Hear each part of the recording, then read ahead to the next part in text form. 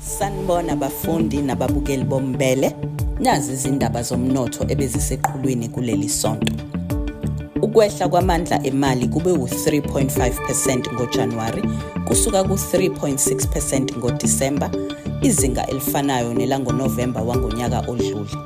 Ukuzinza kwamanani okudla nokuba phansi kwamanani kaphethroli kube nesandla kulolu shintsho oluwu-0.2% uma kuqhathaniswa noDisemba. Nokho amanani enyama ayaqhubeka nokubiza njengoba enyuke ngo-13.5% uma kuqhathaniswa nonyaka odlule, kanti lokhu yikona kunyuka okuphezulu kakhulu kusukela ngoDisemba wango-2017 lapho yayikhuphuke khona ngo-13.9%. Inhloko ye-South Africa Macroeconomic Research Standard Bank, uDokotela u-Elna Moolman, ithe ukwehla kwamanani okudla kuyahambisana nabebekulindele. We are encouraged by indications of vaccine procurement that should in the coming months provide some relief to this industry. Fuel prices also played a significant role in this data, with more than a 3% decline in January. The bottom line is that inflation pressure is quite benign, and there should be scope for the Reserve Bank to cut interest rates further this year. This should provide support to consumers and economic growth. Khona manjalo, iStatistics South Africa ishicilele izibalo ngendlela izimpahla ezithengwe ngayo ngoDisemba, phecelezi ama-retail trade sales. Kuvele ukuthi ngo-2025 lezi zibalo zinyuke ngo-3.7% uma kuqhathaniswa nango-2024. Kuthi uma kuqhathaniswa ikota yesine ngo-2025 neyesine ngo-2024 zikhuphuke ngo-3.0%.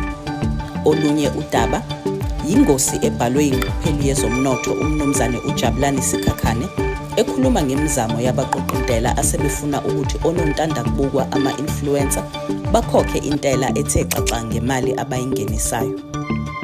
Njengoba ngesonto elizayo ungqongqoshe womnyango wezimali umnumzane u-Enoch Godongwana ezothula isabelo mali, kululekwa abantu ukuthi ukuthula isabelo mali akuyona inkulumo yosuku olulodwa nje ezweni. Kunalokho kufanele izakhamuzi zisibheke njengento engazisiza ukwenza izinqumo ezithinta imali nsuku zonke. Umnumzane uNelson Mwale usezoba usihlalo omusha webhodi ye-insimbi evala isikhala sikamnumzane uRobert Dickerson osezothatha umhlalaphansi. Kanti unkosazana uCleopatra Ntshingila uqokwe ukuthi abe usihlalo wekomiti elinquma ngemiholo kule nkampani.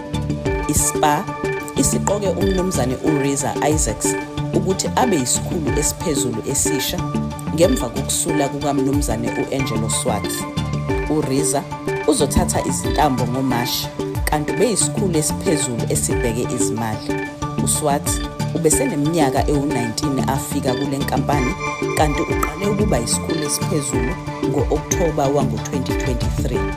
Isikhala sika-Isaacs sizovalwa unkosazane uMegan Pydigadu. Funda ngalezi zindaba zomnotho namabhizinisi ngolimi lwebele ku-www.umbele.co.za uncele ngogwansile.